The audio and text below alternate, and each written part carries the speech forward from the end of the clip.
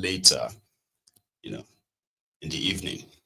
So thank you so much for joining me. If you join us this hour, please, after reading the caption of the broadcast, the description as well, like it, share it, and not like that. Like invite your friends and then not so friendly friends, and tell them that Mayegun is on.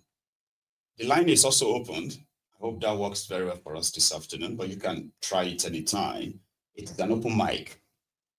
So I don't know how many of you have possibly heard the news of a court ruling in Canada where a Nigeria politician ran to Canada 8 years ago and he applied for an asylum that he was running for his life from Nigeria. So that application got denied.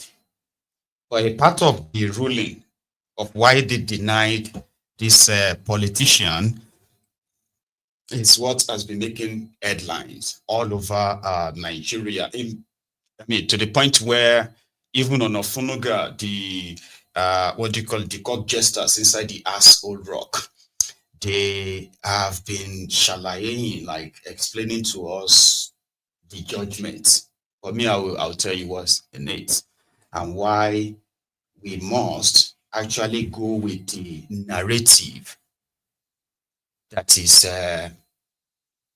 kind of like adequate. Put it that way.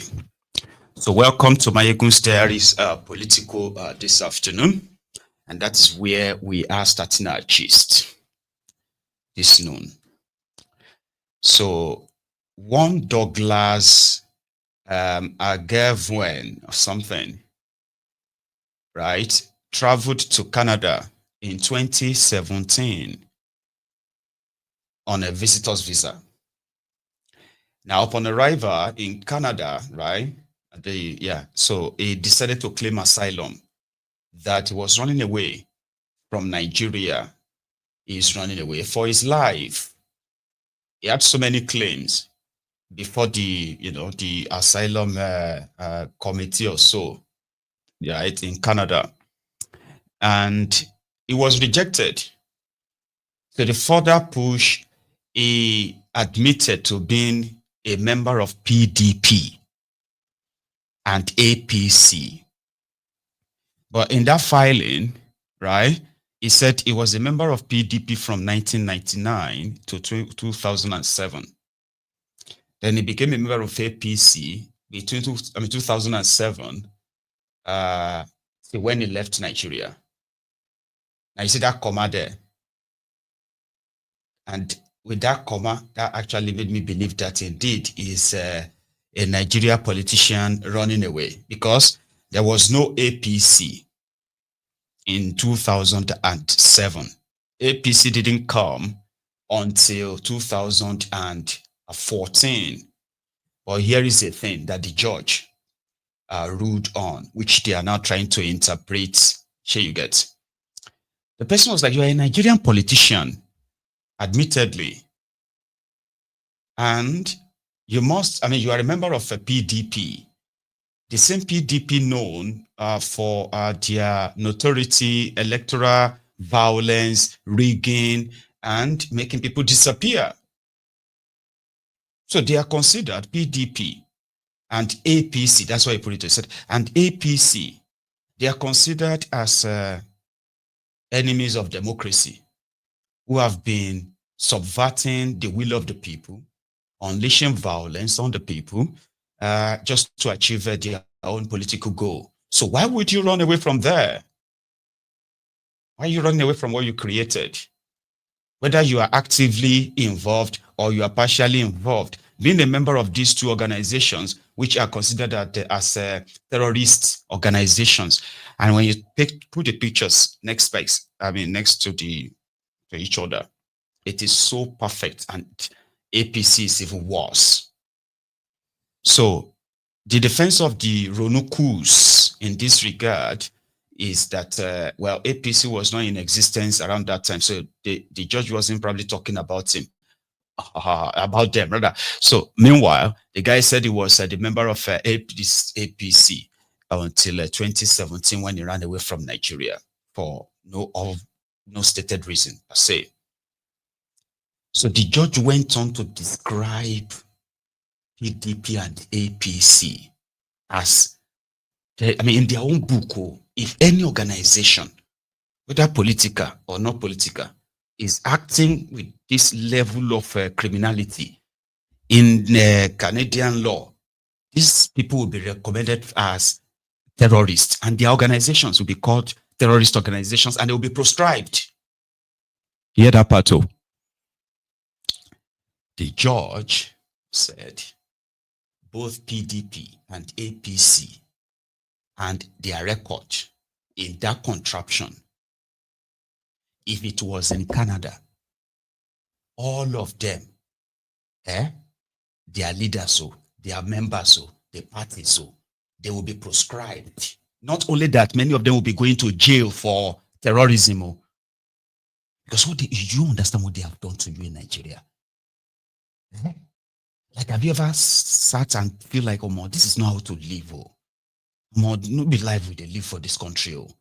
This can't be life. This can't be real. So, if Nigeria was a real country, these guys would be, many of them would be dead by now because they would have been sentenced to death. They unleashed terror on their own supposed country, on their own people. And when it is time for people to say, okay, we don't want you, you can't protect us, you can't provide for us, you ruined, that stuff, we want to reject you at the port, they will unleash another terror on you to stop you from changing them. They have the control of everything. They control the military, they control the police, There is no way. Do you have another way of describing how APC and PDP have treated Nigeria so far? Would you say these are your national heroes? Because they are still, some of them are still alive. They are not your heroes past yet. So where you have law and order, rule of law, what Canadian judge just said from Ontario is exactly what a Nigerian judge will be saying in Asokoro. Because it is a common sense thing. No one will claim to love their country and treat their country the way these criminals have treated Nigeria. Lies after lies, lies after lies. Then terror upon terror. People so traumatized. The majority of them have become so schizophrenic that they love their oppressors. They have learned, or so should I say, they have been beaten into, they have been beaten to love their own oppressors, psychologically, physically, and what have you. So, a Canadian judge that ruled and called these rogues terrorists is very much on point. They are currently having what they call the by-elections right now. Yeah, all those crowds you were seeing in the last few days. Yeah, they are having by-election, legislative by-elections to fill in some seats and what have you. This is not 2027, no, this is 2025.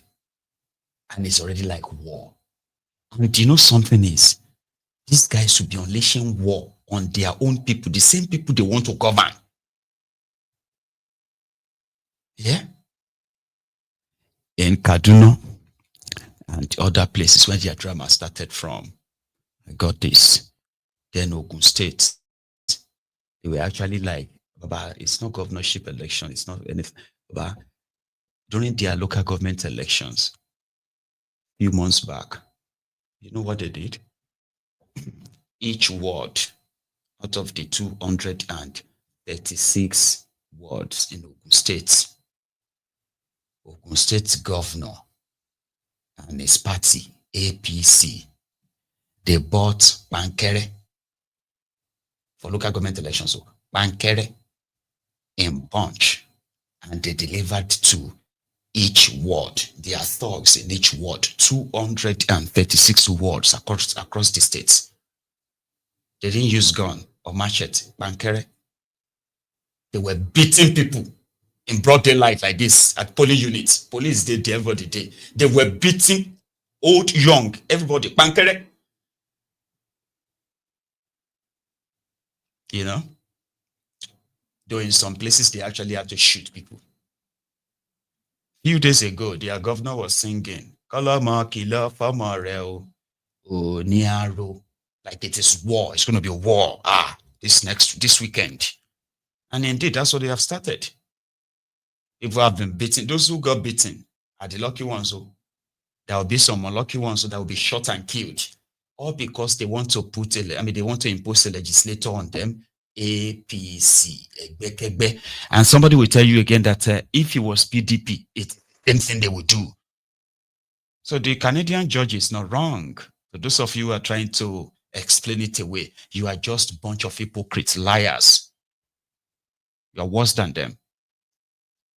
Because I've seen some takes on social media where people are trying to explain that, no, you cannot be saying, you cannot, can Nigeria court, can Nigeria judge call any Canadian party a terrorist? They are all over. Because most of the supporters of these terrorists, they are also living in Canada. We have Ronukus, Canadian branch. They do watch my program too. The Olori Brukus that escaped from that contraption, they are in Canada, supporting the murderers in that place while enjoying a Senna climb. Do you get that now? So there is no political party in Canada that treats Canadians the way these criminals have treated you in Nigeria. No. Yeah? People were shot at. They can't choose their own leaders. And that's what they call politics. He's a very strong man. Very, very strong politician. In that area, and I need to control those. What they meant by is that he has enough violence to unleash on anybody who failed to accept his bribe. If he offers you bribe and you won't take it, then they will unleash violence on you. They say, it's a very strong man. I need to control all those areas. I need to control the place. A very strong man is now supporting our candidates. They know he's a criminal, he's a rogue. They say he's now supporting us. He has locked up. It's not that because he's such a very nice person. No, it's because he's somebody who has enough violence and protected by the states. If you have people with executive powers who are sponsoring thugs, criminals during elections, the world is watching, the world is seeing. So how can such politician leave Nigeria and say he's running for his life? Why are you running away from what you joined them in creating? Yeah? In Kaduna, this was last night. We were preparing for election this morning, right? And then a lady made a video just before this morning. This vehicle has been towed. They forcefully towed that vehicle, and that vehicle will have valuables in it. And they are claiming that they came here based on information, that they got an information that we kept ballot papers there. Now they have towed this vehicle, taking it to an unknown location by unknown people who claim to be operative of the DSS and police. So only God knows what they've gone to do with that vehicle. And our materials are inside, including funds to be disbursed to agents at polling units. So we don't know what this government is up to. We don't know what the APC government in Kaduna State is up to. This is the height of their desperation. This is the height of their desperation. They want to stop at nothing to ensure that they rig this election. So APC should know that this is not a local government election.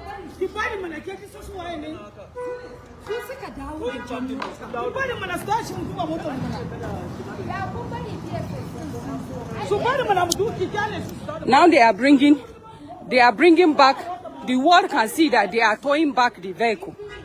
They are towing back the vehicle. Only God knows what they have gone to do with it. Only God knows what they have planted in it just to accuse us of wanting to manipulate this election.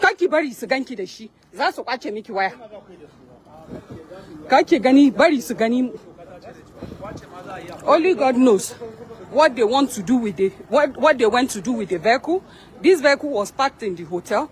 Now they have brought it back. This is the towing van. We don't know the towing van by which company. This is the height of their desperation. This is the height of their desperation.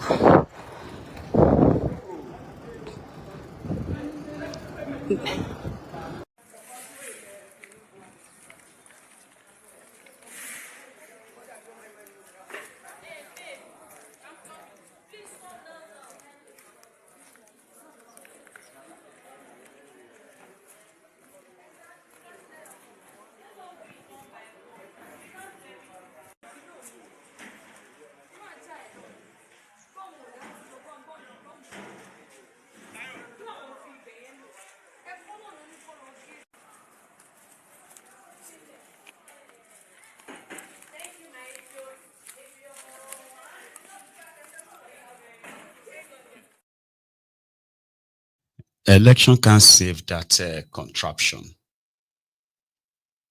Every time you see people, you see those politically correct people, because that's the way I see so many of you, ignoring the obvious, and kind of like majoring in the intangibles, try to build something out of nothing, leaving the obvious, right? We need to come out and get our PVC. We need to come together. We need to defend our votes. This is something everyone can say before election, because you know something. When people says, oh, hang on, when the criminal politician says, this is a do or die, anybody who try to stop you, shoot them. They mean it. They have always meant it. But when people says, we need to come out and defend our vote, anybody, when they come like this, we'll face them. They never do it. Do you get what I mean? They never did. Because there is difference between those who realizes that their lives depend on looting public fund. Anyone who is going to take them away from it is considered as enemy who wants to take the food from their mouth. Meanwhile, you, their victim, you are not so determined, even though every now and then they are taking food away from your mouth. Right? You are watching them. You couldn't do anything. So when election is coming, they are the only people who are always been ready. It's like war. And that war is against you. Yeah, the one they want to rule over. It's not against their opponent, like some of you will think. Because once they deny you your right to actually choose your own representative, or deny you the right to make that vote count, they are not fighting your opponent, it's you. So they will get ready, they will arm youth, they will give them guns, they will give them peanuts, they will give them drugs, everything that shall make sure that everything goes according to their plan. They've always been those with plans. Yeah. And they always follow their plan through. But what about the people who are their victims? That's why we said election can't save that contraption. You need to remember this part, because the only way election can save you is when you have institutions that are hell-bent in upholding the tenet of your law. But you don't have that. The entire place is filled with criminals. Yeah, but not all of them. Well, if the majority are criminals, is that not the reason why those who probably are good among them are never noticed, or their good deeds are never noticed? Because the evil that populates the place, right, rotting in the place every day, will continue to make whatever you think the good ones are doing, or the good ones there, never to be felt. Institutions, broken institutions, allow criminals to be able to build criminal enterprise, criminal organizations that takes over government in the name of political party.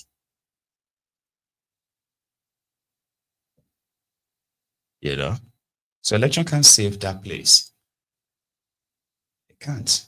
Except if you want to actually really go, if you want to face them, then you, the voters, not even just the people you want to vote to are being called, you, the voters, you must also be ready to harm yourselves.